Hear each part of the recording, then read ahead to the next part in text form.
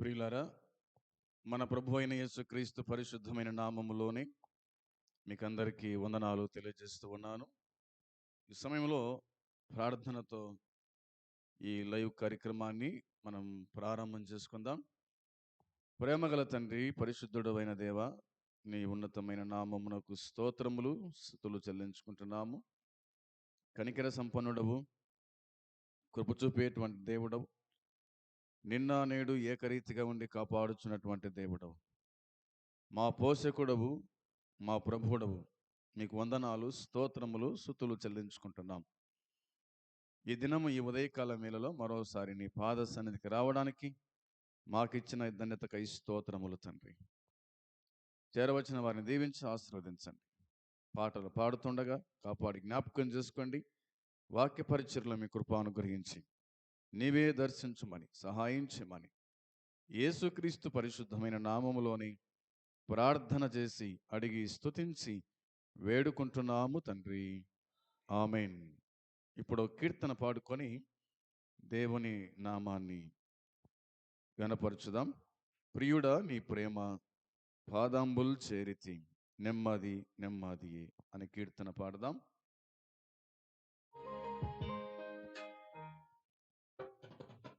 ప్రియుడా నీ ప్రేమ పాదంబుల్ చేరితి, నెమ్మది నెమ్మదియే. ఆసక్తితో నిన్ను పాడి స్తుతించేద ఆనందమానందమే. ఆసక్తితో నిన్ను పాడి స్తుతించేద ఆనందమానందమే. ఆశ్చర్యమే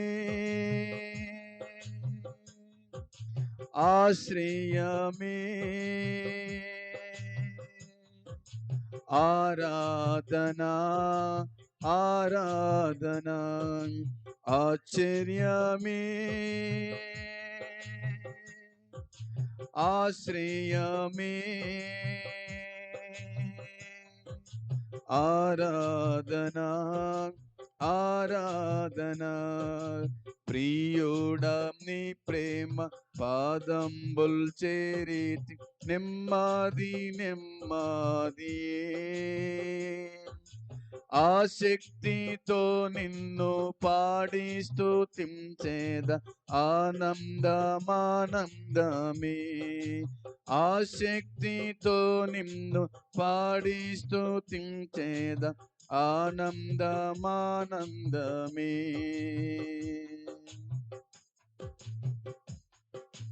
నీ శక్తి కార్యముల్ తాళంచి తాళంచి ఉల్లాము పొంగేనయ్యా.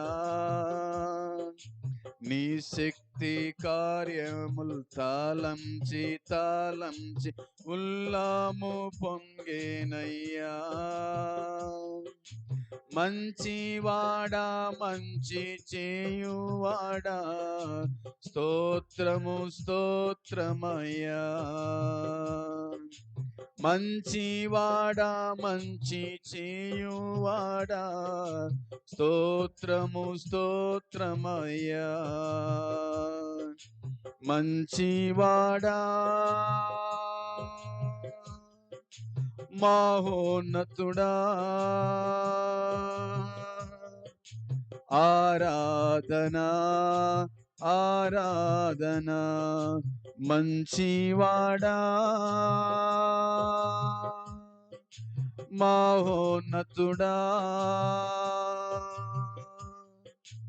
ఆరాధనా ఆరాధనా. ప్రియుడా నీ ప్రేమ పాదంబుల్ చేరితి, నెమ్మది నెమ్మదియే. ఆసక్తితో నిన్ను పాడి స్తుతించేద ఆనందమానందమే. ఆసక్తితో నిన్ను పాడి స్తుతించేద ఆనందమానందమే.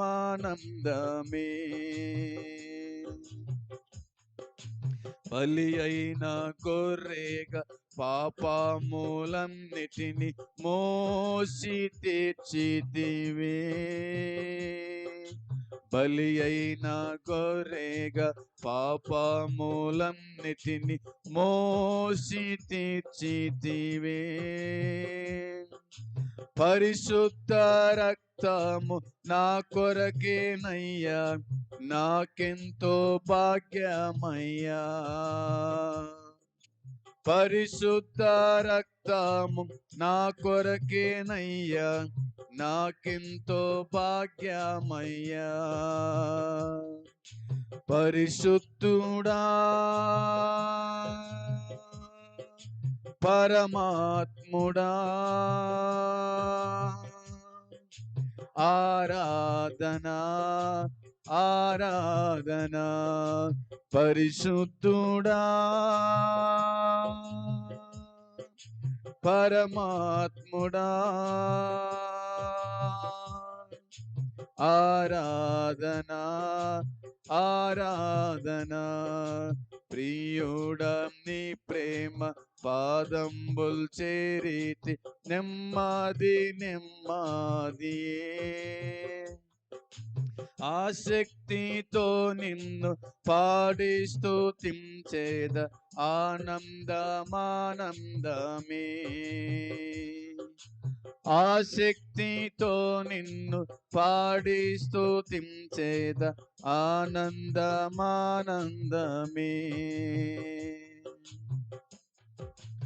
ఎన్నెన్నో ఇక్కట్లు బ్రతుకులో వచ్చిన నిన్ను విడువానయ్యా.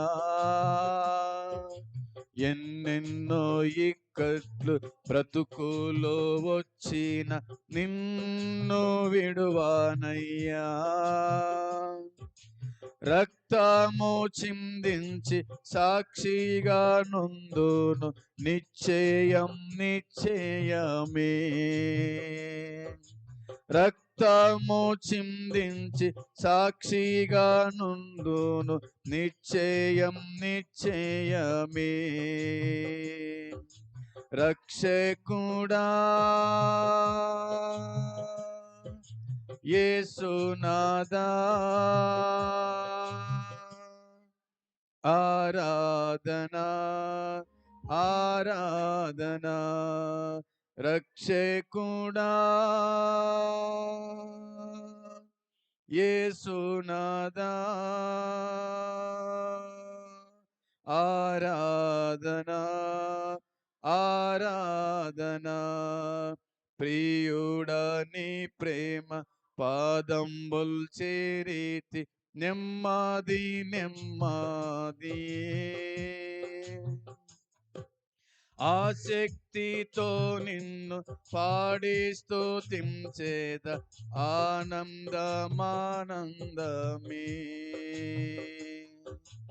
ఆసక్తితో నిన్ను పాడి స్తుతించేద, ఆనందమానందమే.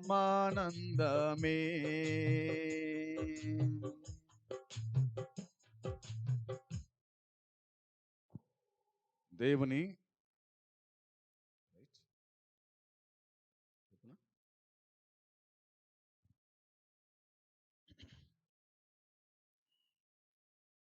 దేవుని పరిశుద్ధమైన నామములో సోదరి సోదరులారా, మీకందరికీ శుభములు తెలియజేస్తూ ఉన్నాము. ఈ ఉదయకాలం మరోసారి దేవుని వాక్యాన్ని వినడానికి ప్రభు మనకిచ్చినటువంటి ఈ గొప్ప ధన్యతను బట్టి దేవుణ్ణి ఎంతగానో స్తుతిస్తూ ఉన్నాం. ఈ దినమున రూతు గ్రంథం 2వ అధ్యాయం 13, 14, 15, 16 వచ్చిన భాగాల్లో మనమున్నాం. ఈ లేఖన భాగాలను మనం చదివి ధ్యానము చేసుకుందాం. రూతు గ్రంథం 2వ అధ్యాయం 13, 14 వచనాలు మనము చదువుదాం. అందుకు ఆమె, నా ఏలినవాడ, నేను నీ పనికత్తెలలో ఒకదానను కాకపోయినను నీవు నన్ను ఆదరించి నీ దాసురాలనగు నా యందు ప్రేమ కలిగి మాట్లాడితివి గనుక నా ఎడల నీకు కటాక్షము కలగనిమ్మని చెప్పెను. బోయాజు భోజన కాలమున నీవిక్కడికి వచ్చి భోజనము చేసి సిరకలో నీ ముక్కు ముంచి తినుమని ఆమెతో చెప్పగా చేను కొయ్యి వారి యొద్ద ఆమె కూర్చుండెను. అతడు ఆమెకు పేలాలు అందియగా ఆమె తిని తృప్తి పొంది కొన్ని మిగిల్చెను. దేవునికి స్తోత్రం కలుగును గాక. సోదరి సోదరులారా, ఈ రూతు గ్రంథం 2వ అధ్యాయము 13, 14 వచనాలను మనము చదువుకున్నాం. ఈ వచ్చిన భాగములలో రూతు బోయాజుతో మాట్లాడడము కనిపిస్తుంది. ఆమె అన్న మాట ఏంటంటే, నేను నీ పనికత్తెలలో ఒకదానను కాకపోయినను నీవు నన్ను ఆదరించి నీ దాసురాలనగు నా యందు ప్రేమ కలిగి మాట్లాడితివి గనుక నా ఎడల నీకు కటాక్షము కలగనిమ్మని చెప్పాను. రూతు పలికిన మాట, నీ పనికత్తెలలో ఒకదానను కాకపోయినను నన్ను ఆదరించినవు అనే మాట ఉంది. నీ పనికత్తెలలో ఒకదాని కాకపోయినను నన్ను ఆదరించినావు మాట ఆదరిస్తూ ఉంది. ఆదరణ కలిగిన మాటలు ఇందులో మనకు కనిపిస్తాయి. బోయాజు రూతును ఆదరిస్తూ ఉన్నాడు. రూతు కంటూ ఎవరు లేరు, అనగా భర్త లేడు, బంధు మిత్రులు ఎవరు లేరు. పరాయి దేశం నుండి ఆమె బెత్లెహేమునకు వచ్చింది తన అత్త నయోమి వెంబడి. ఎరగని జనం, పరిచయం లేని ప్రజలు, ముఖం తెలియని ప్రజల మధ్యకు ఆమె వచ్చింది. అయినా బోయాజు రూతును ఆదరించినట్టుగా, రూతుతో ప్రేమతో మాట్లాడినట్టుగా సంగతి ఇక్కడ మనకు కనిపిస్తుంది. ఏది ఏమైనప్పటికీ ఎవరైనా కానీ ప్రేమతో 2 మంచి మాటలు చెప్తే వాళ్ళు కూల్ అవుతారు, లేదా వారికి ఆదరణ, దిద్దుబాటు కలుగవచ్చు ఉంది. మనమే ఒకవేళ ఇతర ప్రాంతాలకు, పరాయి దేశానికి వెళ్ళిన తర్వాత ఎవరు మనతో మాట్లాడకపోతే కనుక మనకు దిగులు కలుగుతూ ఉంది. ఎవరైనా ప్రేమతో 2 మాటలు పలికించాను అనుకోండి, ఎక్కడి నుండి వచ్చినావు, ఏం చేస్తున్నావు, ఏం కావాలి అని అడిగితే ఎంబడే మనకు ఆదరణ కలుగుతూ ఉంది. అమ్మయ్య, మనకు ఒకటి దొరికినాడు మాట్లాడేతోడు అని మన సంగతి అంతా కూడా తనకు చెప్పుకుంటాం. అదే కోణంలో రూతు బోయాజు పొలంలో పనిచేస్తుండగా బోయాజు తను పలకరించినాడు, నా కుమారి అని పిలిచినాడు. వేరొక పొలంలో ఏరుకుని పోవద్దు, నా పనివారిని కనిపెట్టి నా పొలంలోనే ఏరుకో అన్నట్టుగా తాను మాట్లాడినాడు. అందుకోసమే ఆమె చెప్పిన మాట ఈ వచన భాగాల్లో మనకు కనిపిస్తూ ఉంది. ఈ వచనాన్ని ఈ విధంగా మనము అర్థం చేసుకుంటున్నాం. నేను నీ పనికత్తెలలో ఒకదానను కాకపోయినను నీవు నన్ను ఆదరించినావు, నీ దాసురాలనగు నా యందు ప్రేమ కలిగి మాట్లాడుతుంది. నీ దాసురాలనగు నా యందు ప్రేమ కలిగి మాట్లాడుతుంది. నేను నీ దాసురాలను అని చెప్పుకుంటుంది. మనమందరం కూడా దేవుని దాసులం అని వాక్యం చెబుతూ ఉంది. దేవుడు మనతో ప్రేమతో మాట్లాడాడు. ఆయన ప్రేమ గల మాటలకు ఎందరో ఆశ్చర్యపోయినారు. మత్తయి సువార్త 7వ అధ్యాయం చివరి వచనంలో ఆయన చేసిన కార్యాలకు అందరూ కూడా ఆశ్చర్యపోయిరి అని దేవుని వాక్యం గుర్తు చేస్తూ ఉంది. వాస్తవమే. ఆయన మాట్లాడితే దిద్దుబాటు, ఆయన మాట్లాడితే పురుకొల్పన, ఆయన మాట్లాడితే ఆదరణ కనిపిస్తుంది. చాలా సందర్భాల్లో ఆయన అనగా యేసు ప్రభువారు కొందరిని ఏడుస్తూ ఉంటే ఆదరించినాడు, కొందరు బాధల్లో ఉంటే ఆదరించినాడు, శ్రమల్లో, ఇబ్బందుల్లో, ఇరుకుల్లో ఉంటే ఆదరించినాడు,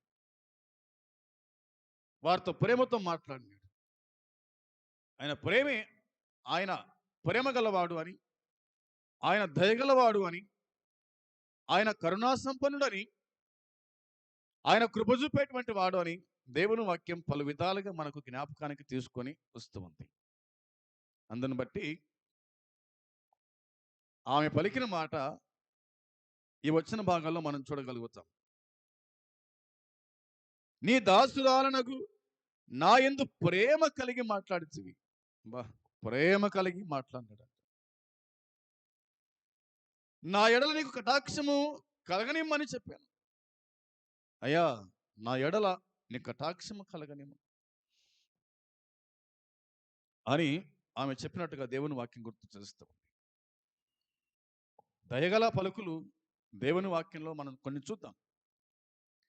యోబు గ్రంథంలో ఒక మాట రాయబడింది కదా, ఆ మాట చూడండి.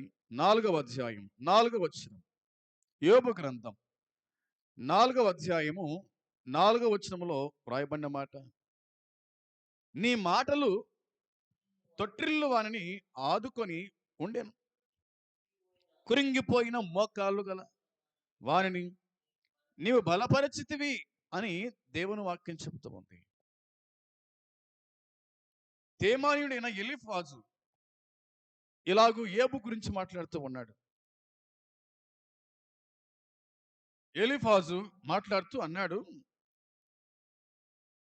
ఎవడైనా ఈ సంగతి ఎత్తి నీతో మాట్లాడినలా నీకు వ్యసనము కలుగునా అంటాడు.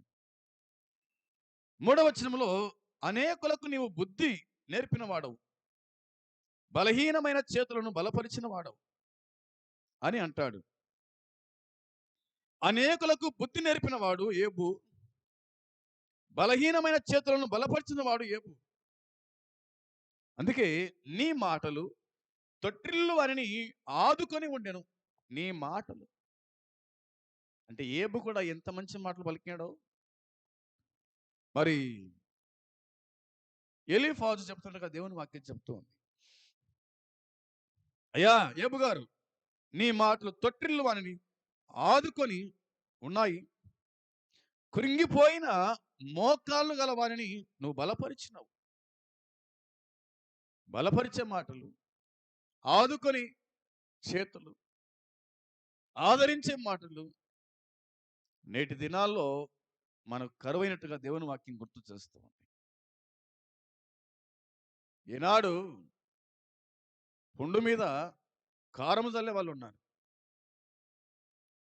ఆనాటి భక్తులు కునిగిపోయిన వారిని, బాధల్లో ఉన్న వారిని, ఇబ్బందుల్లో ఉన్న వారిని ఆదుకొని ఆదరించి వారిని బలపరిచారు. పడిపోయిన వారిని లేవనెత్తినారు, చెడిపోయిన వారిని బాగు చేసినారు, లేని వారికి సహాయం చేసి ఆదుకున్నారు. ఆ సంగతి చెప్తాడు ఇక్కడ ఎలీఫాజు యోబుతోనికి. ఈ విషయాన్ని మనము అర్థం చేసుకోవాలని జ్ఞాపకం చేస్తూ ఉన్నాను. ఇక సామెతల గ్రంథంలో దేవుని వాక్యం లాగు చెబుతూ ఉంది.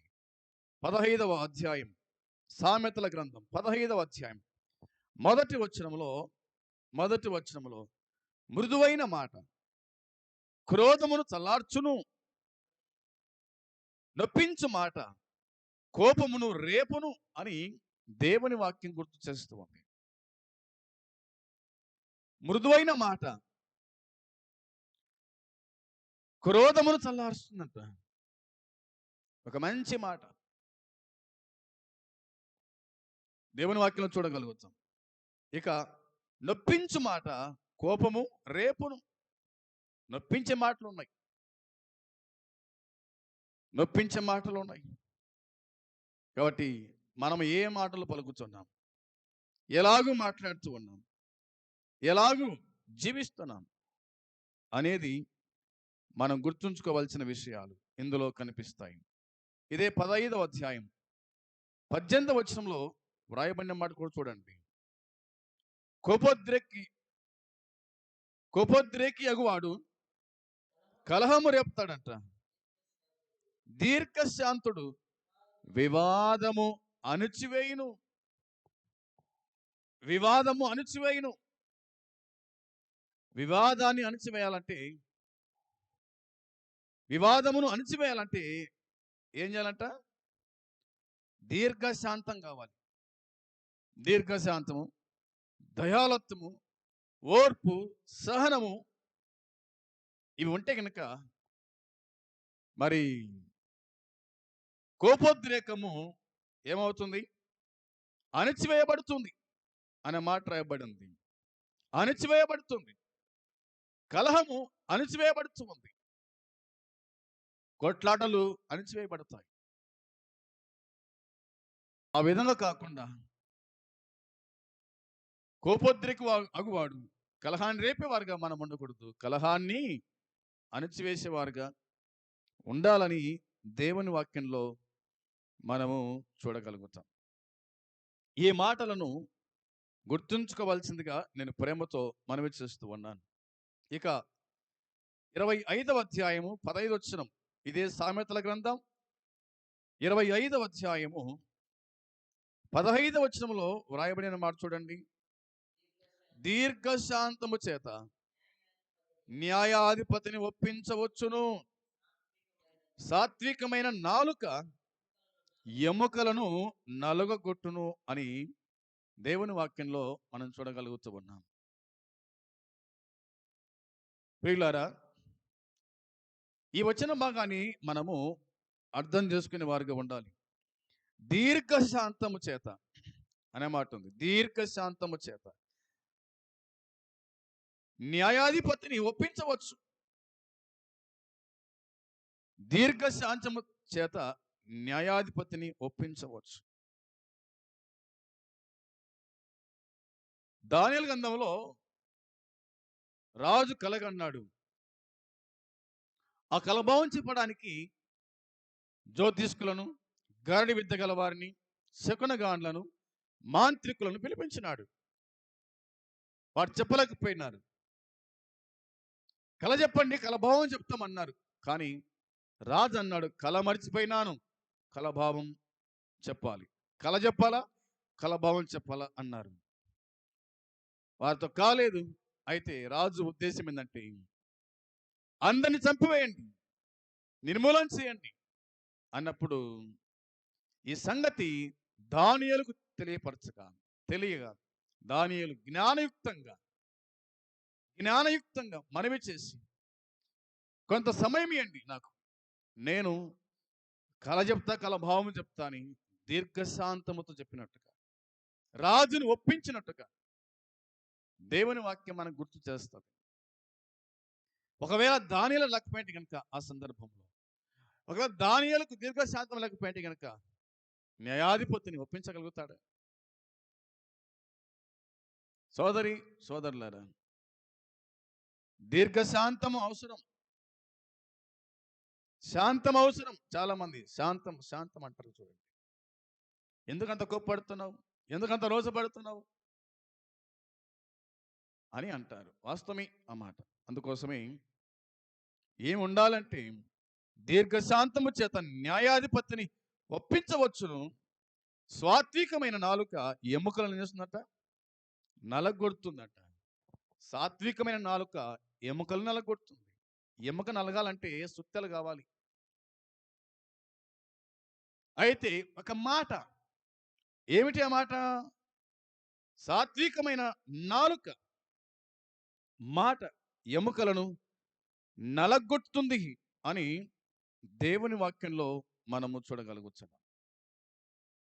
ఇలాంటి మాటలు మనకు వచ్చును కాక, మనము నేర్చుకుందుము కాక. సోదరులారా, ఈ మాటలు గుర్తుంచుకోవాలని మనవి చేస్తూ ఉన్నాను. ఇక 31వ అధ్యాయం సామెతల గ్రంథం 31వ అధ్యాయం 26వ వచనం. 26వ వచనంలో జ్ఞానము కలిగి తన నోరు తెరుచును, కృపగల ఉపదేశము ఆమె బోధించును అని దేవుని వాక్యం చెప్తూ ఉంది. ఈమె గురించి మనము చదివిన లేఖన భాగమే కదా. గుణవతి అయిన భార్య గురించి రాయబడిన మాటలు. గుణవతి అయిన భార్య గురించి రాయబడిన మాటలు. ఆమె గురించి ఎంత చెప్పినా తీరదు. ఆమె గురించి రాయబడిన మాట చూడండి, 11వ వచనం నుంచి లేదా 10వ వచనం నుంచి మనకు కనిపిస్తుంది. ఆమె గురించి ఈ వచన భాగాలన్నింటిలో మనం చూడగలుగుతాం. ఆమె ఎలాంటిదో, ఆమె ఏం పని చేస్తుందో, ఎలాగ మాట్లాడుతుందో, ఎలాగ జీవించిందో, ఎలాగూ తన కుటుంబాన్ని కాపాడుకుందో అన్ని కూడా ఈ వచన భాగాల్లో మనము చూడగలుగుతాం. అందుకోసమే జ్ఞానము కలిగి తన నోరు తెరుచును. జ్ఞానము కలిగి తన నోరు తెరుచును. మనం మాట్లాడేటప్పుడు జ్ఞానము కలిగి మాట్లాడేవారుగా ఉండాలి. జ్ఞానయుక్తంగా మనవి చేసేవారుగా ఉండాలి. దేవుని వాక్యం చూస్తున్నాం. కృపగల ఉపదేశము ఆమె బోధించు. తన ఇంటి వారి నడతలు బాగుగా కనిపెడుతుంది. పని చేయకుండా ఆమె భోజనము చేయదు. ఇట్లా చాలా మాటలు మనకు కనిపిస్తాయి. ఏది ఏమైనప్పటికీ దేవుని వాక్యం చెబుతున్న మాట, జ్ఞానము కలిగి నోరు తెరవండి, కృపగల ఉపదేశాన్ని బోధించండి. కృపగల ఉపదేశాన్ని బోధించండి. బతికే మాటలు చెప్పండి. లేఖనాలు మనం పరిశీలన చేసినప్పుడు మరికొన్ని విషయాలు మనకు బయటపడతాయి. యెషయా గ్రంథం 50వ అధ్యాయంలో మనం చూసినప్పుడు ఇలాగ రాయబడింది కదా. యెషయా గ్రంథం 50వ అధ్యాయము 4వ వచనం. అలసిన వారిని మాటల చేత ఊరడించు జ్ఞానము నాకు కలుగునట్లు శిశునికి తగిన నోరు యెహోవా నాకు దయచేసి ఉన్నాడు.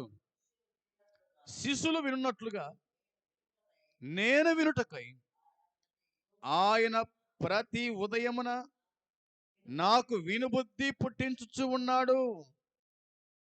ప్రభువు యెహోవా నా చెవికి వినుబుద్ధి పుట్టింపగా నేను ఆయన మీద తిరుగుబాటు చేయలేదు, వినకుండా నేను తొలగిపోలేదు అని అంటాడు యెషయా ప్రవక్త. సోదరులారా, ఈ వచన భాగాన్ని అర్థం చేసుకోవడానికి మనం ప్రయత్నం చేద్దాం. ఆయన అంటున్న ఏంటంటే, అలసిన వారిని మాటల చేత ఊరడించు జ్ఞానము నాకు కలుగునట్లు అంటాడు. అలసిపోయిన వారికి ఏ మాటలు కావాలంట? ఊరడించు జ్ఞానము కావాలి. అలసిన వారిని మాటల చేత ఊరడించు జ్ఞానము నాకు కలుగునట్లు శిశునికి తగిన నోరు యెహోవా నాకు దయచేసి ఉన్నాడు. శిశునికి తగిన నోరు యెహోవా నాకు దయచేసి ఉన్నాడు. ఇక చెప్పిన మాట చూడండి, శిశులు వినున్నట్లుగా అనే మాట ఉంది. శిశులు వినున్నట్లుగా. ఎవరికి ఏ మాటలు అవసరమో ఆ మాటలు, ఎక్కడ ఏ మాట అయితే అవసరమో ఆ మాటలు మాట్లాడాలని దేవుని వాక్యం చెబుతూ ఉంది. శిశునికి తగిన నోరు యెహోవా నాకు దయచేసి ఉన్నాడు అంటాడు. శిశులు వినున్నట్లుగా నేను వినుటకై ఆయన ప్రతి ఉదయమున నాకు వినుబుద్ధి పుట్టించుచున్నాడు. ప్రతి ఉదయాన దేవుని పాదాల చెంత చేరే మార్గం ఉండాలి. అవునా? శిశులు విన్నట్లుగా నేను వినుటకై, వాళ్ళు వినాలంటే నేను వినాలి అన్నాడు అనమాట. మనం వినకుండా ఏం బోధించగలుగుతాం? మనం నేర్చుకోకుండా ఏం నేర్పించగలుగుతాం? ప్రతి బోధకుడు దేవుని కాడ నేర్చుకోవాలి. ప్రతి శిశువుడు గురువు కాడ నేర్చుకోవాలి. అవునా? ప్రతి బోధకుడు దేవుని కాడ నేర్చుకోవాలి. ప్రతి శిశువుడు గురువు కాడ నేర్చుకోవాలి. గురువు లేని విద్య గుడ్డి విద్య అని దేవుని వాక్యం చెబుతూ ఉంది. అందుకే మనకు పరమ తండ్రి ఉన్నాడు. ఆయన పాదాల చింత కూర్చొని, ఆయన పాదాల చింత పడి, ముందు ఆయన ఏం మాట్లాడతాడో అది నేర్చుకోవాలి. ఎప్పుడంటే అది గుడిక దేవుని వాక్యం చెప్తున్న మాట గుడిక, ఆయన ప్రతి ఉదయమున నాకు వినుబుద్ధి పుట్టించుచున్నాడు. ప్రతి ఉదయాన దేవుడు మనతో మాట్లాడాలంటే ఏం చేయాలా? బైబిల్ చదవాలి. బైబిల్ చదువుతూ ఉంటే దేవుడు మనతో మాట్లాడుతూ ఉంటాడు. చదువుతున్నావా? ప్రతి ఉదయకాలమున బైబిల్ చదువుతున్నావా? ప్రతి ఉదయకాలమున ప్రార్థన చేస్తున్నావా?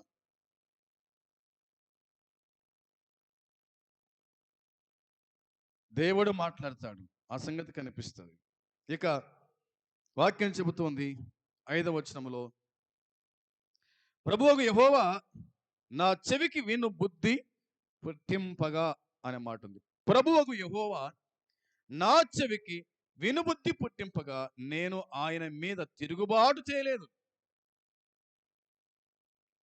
వినకుండా నేను తొలగిపోలేదు అని అంటాడు. వినకుండా తొలగిపోలేదు. చాలా మంది ఈ దినాల్లో దేవుని సన్నిధిలో కూర్చోవడానికి చాలా ఇబ్బంది పడుతూ ఉంటారు. కష్టమైపోయింది దేవుని కాడ కూర్చోవడానికి. బయట కూర్చోమంటే కూర్చుంటారు, గంటల తరబడి కూర్చుంటారు టీవీల ముందర. కానీ దేవుని సన్నిధిలో ఒక్క గంట గడపనీకే, దేవుని సన్నిధిలో 2 గంటలు గడపడానికి ఇబ్బంది పడుతుంటారు, ప్రయాస పడుతుంటారు, విసుక్కుంటుంటారు. ఇక్కడ విసుక్కుంటే అక్కడ స్థానం మనకు దొరకదు. అందుకోసమే నేను తిరుగుబాటు చేయలేదు అంటాడు యెషయా ప్రవక్త.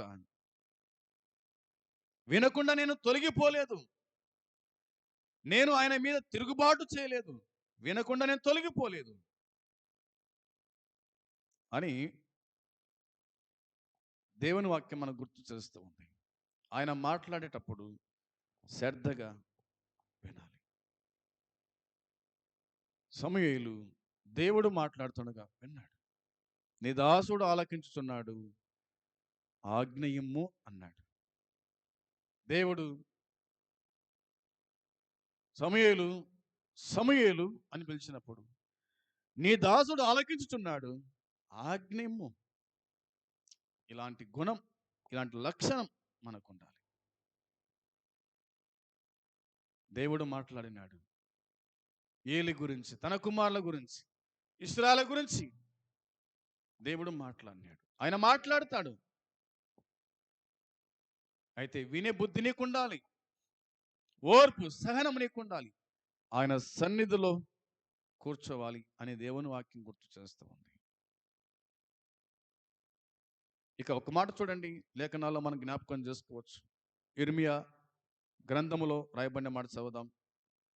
52వ అధ్యాయము, ఇర్మియా గ్రంథం 52వ అధ్యాయము 32వ వచనం. అతనితో దయగా మాట్లాడి అతనితో కూడా బబులోనులో నుండు రాజుల సింహాసనము కంటే ఎత్తైన సింహాసనము అతనికి నియమించను అని దేవుని వాక్యం చెబుతూ ఉంది. యూదా రాజైన యెహోయాకీము చెరపట్టబడిన 30వ సంవత్సరమున 12వ నెల 25వ దినమున బబులోను రాజైన ఎవిలేమి రోజుకు తన ఏలుబడి అందు మొదటి సంవత్సరమున యూదా రాజైన యెహోయాకీము దయచూపి బందీ గృహములో నుండి అతని రప్పించి ఇలాగూ చెప్పినట్టుగా దేవుని వాక్యం గుర్తు చేస్తూ ఉంది. వినండి, యూదా రాజైన యెహోయాకీము గురించి రాయబడిన మాట ఇది. దేవుని వాక్యం చెబుతుంది, అతనితో దయగా మాట్లాడి అతనితో కూడా బబులోను నుండి రాజుల సింహాసనం కంటే ఎత్తైన సింహాసనం అతనికి నియమించేతను అని అన్నాడు అనమాట. సోదరి సోదరులారా, రూతు గ్రంథం 2వ అధ్యాయంలో మనం చూసినట్టుగా దేవుని వాక్యం చెప్తున్న మాట, రూతు బోయాజుతో అంటుంది, నీ దాసురాలనగు నా యందు ప్రేమ కలిగి మాట్లాడితివి. దేవుని మాట, దేవుని దాసుల మాట ఎలాగుండాలనో ఈ వచనాలు మనకు చెప్తున్నాయి. ఇక 14 వచనం చదువుదాం. రూతు గ్రంథం 2వ అధ్యాయం 14 వచనం చదువుదాం. బోయాజు భోజన కాలమున నీవిక్కడికి వచ్చి భోజనము చేసి చిరకలో నీ ముక్కు ముంచి తినుమని ఆమెతో చెప్పగా చేను కొయ్యవారి యొద్ద ఆమె కూర్చుండెను అనే మాట ఉంది. ఎక్కడ కూర్చోయిందంట? చేను కొయ్యవారి మధ్య కూర్చోయింది. సపరేట్ కూర్చోలేదు, దూరంగా కూర్చోలేదు. ఆమె చేను కొయ్యవారి యొద్ద ఆమె కూర్చుండెను అనే మాట ఉంది. అతడు ఆమెకు పేలాలు అందిగా ఆమె తిని తృప్తి పొంది కొన్ని మిగిల్చెను. బోయాజు ఆమెకు పేలాలందిక అనే మాట ఉంది. పేలాలు అనే మాట మనకు కనిపిస్తుంది కనుక నేటి దినాలు మనము చూస్తూ ఉంటాం బస్ స్టేషన్లో, అవునా, మొక్కజొన్న పేలాలు కనిపిస్తాయి. ఇంతకుముందు అయితే కనుక జొన్నలు పెన్నె మీద ఎంచితే అవి పేలాలు అయ్యేటువంటివి. ఇప్పుడు అవి కనిపించడం లేదు, చాలా అరుదుగా ఉన్నాయి. కానీ ఈ నేటి దినాల్లో ఏ బస్ స్టాండ్లో చూడు ఏం కనిపిస్తాయి? మనకు మొక్కజొన్న పేలాలు కనిపిస్తాయి. మరి బోయాజు రూతుకు ఏమందించాడంట? పేలాలు అందియగా ఆమె తిని తృప్తి పొంది అన్నమాట ఉంది. తృప్తి దేనిలో ఉంటుందంటే తిండిలో ఉంటుంది అని ఇక్కడ దేవుని వాక్యం చెబుతుంది. మనిషి నెమ్మదిగా ఉండాలంటే ఆహారం అవసరం. ఆమె తిని తృప్తి పొంది కొన్ని మిగిల్చెను అని దేవుని వాక్యంలో మనము చూడగలుగుతున్నాం. వచనం 15 కూడా చదువుదాం. 15వ వచనంలో ఆమె ఏరుకొనుటకు లేచినప్పుడు బోయాజు ఆమె పనుల మధ్య ఏరుకొనవచ్చును అన్నాడనమాట. ఆమె కొంతసేపు మాత్రమే అక్కడ కూర్చోయింది, భోజనం చేసింది, తృప్తి పొందింది. ఆ తర్వాత ఆమె ఏరుకోవడానికి లేచింది.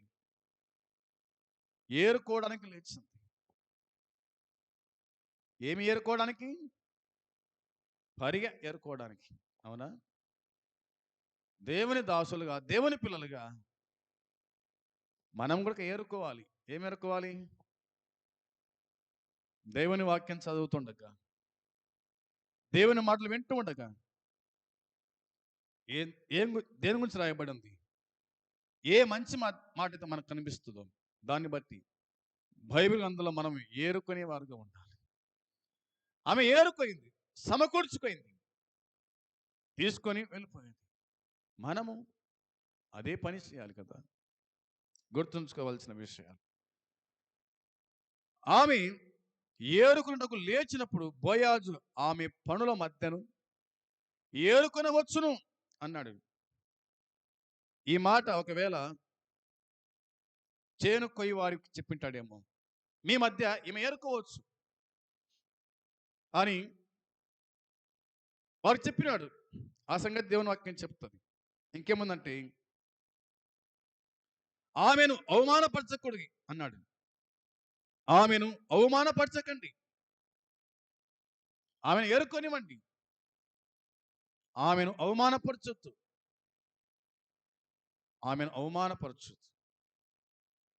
మన ప్రభు అయిన యేసుక్రీస్తును వాళ్ళు అవమానపరిచినారు.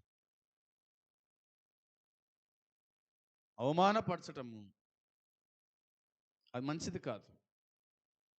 లేని వారిని చూసి ఎక్కరించటం అది మంచిది కాదు. అందుకోసమే వారికి చెప్పిన మాట ఏంటంటే ఆమెను అవమానపరచొద్దు, ఆమెను ఎరకనివ్వండి అని బోయాజు పనివారికి చెప్పినట్టుగా లేఖన భాగాలు మనకు గుర్తు చేస్తూ ఉన్నాయి. ఇంతటితో నేను ముగిస్తాను. ఈ విషయం మనం అర్థం చేసుకుందాం. బోయాజు రూతుతో దయగా మాట్లాడినాడు, ప్రేమ చూపించినాడు, ఆమె మీద కృప అనుగ్రహించినాడు. తన పనివారితో చెప్పినాడు, ఈమెను అవమానపరచొద్దు, ఈమె జోలికి పోవద్దు, ఈమెను ముట్టుకోవద్దు. మన చేనులో మన మధ్య ఆమె ఏరుకోవచ్చు, ఇబ్బంది కలిగించొద్దు అని చెప్పినట్టుగా దేవుని వాక్యం గుర్తు చేస్తూ ఉంది. ఆ విధంగా ఈ వాక్యాన్ని వింటున్న మనమందరం కూడా ఎలాగో జీవించాలను, ఎలాగో బతకాలను, ఎలాగో మాట్లాడాలను, ఎలాగో ప్రవర్తించాలను సంగతి ఎరిగిన వాళ్ళమై దేవుని పిల్లలుగా, దేవుని దాసులుగా మనము జీవించుదాం. అట్టి కృపదేవుడు ఈ ఉదయకాలమున మనకు సమృద్ధిగా అనుగ్రహించునుగాక. ఆమేన్. ప్రార్థన చేద్దాం. ప్రేమగల తండ్రి, పరిశుద్ధుడైన దేవ, నీ ఉన్నతమైన, శ్రేష్టమైన, అమూల్యమైన నామములో స్తుతులు చెల్లించుకుంటున్నాం, స్తోత్రం చెల్లించుకుంటున్నాము నాయన. ఈ దినము కూడా నీ వాక్యాన్ని వినే కృపను మీరు మాకు అనుగ్రహించినందుకై స్తోత్రం. ఋతు గ్రంథం నుంచి ప్రభు మీరు మాట్లాడుతూ వస్తున్నారు, తనకి స్తోత్రాలు. దయగల మాటలు, ప్రేమగల మాటలు, కృంగిన వారిని లేవనెత్తే మాటలు, బలపరిచే మాటలు గ్రంథములో మీరు మాకు బయలుపరిచినారు.